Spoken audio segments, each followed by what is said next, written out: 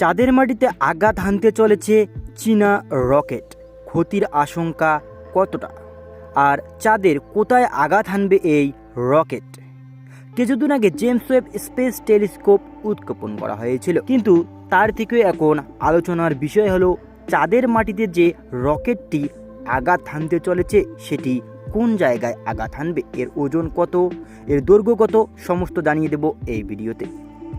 আর সপ্তাহ দুয়েকের মধ্যেই চাঁদের মাটিতে আছড়ে পড়তে চলেছে 3 থেকে 4 টন ওজনের 15 মিটার দৈর্ঘ্য একটি রকেট।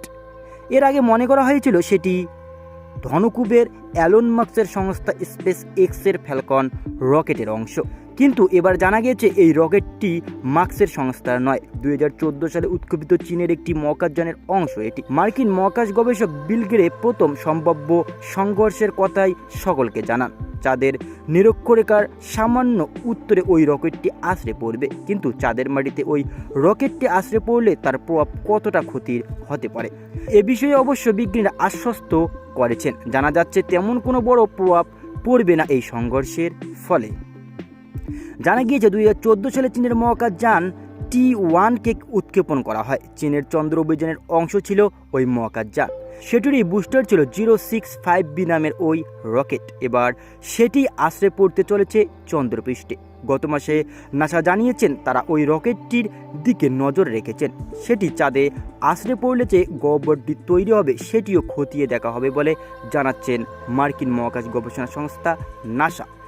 মহাকাশ গবেষক জোনাথন ম্যাকডওয়েল তার টুইটারে লিখেছেন, রকেটটি চাঁদে আছড়ে পড়বে, কিন্তু একটু বদল আছে। এটা সেই রকেট নয় যেটি আমরা ভেবেছিলাম।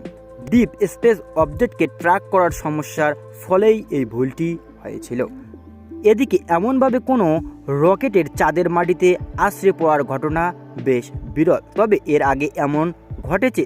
তবে সেক্ষেত্রে পৃথিবীর আবহাওয়া মণ্ডলে অনেক সময় কোনো রকেট ঢুকে পড়ার সম্ভাবনা থাকলে সেটিকে চাঁদের মাটির সঙ্গে সংঘর্ষ ঘটানো হয়। তবে সেটি যেহেতু নিয়ন্ত্রিত সংঘর্ষ, তাই তেমন আশঙ্কা তৈরি হয়নি কখনো।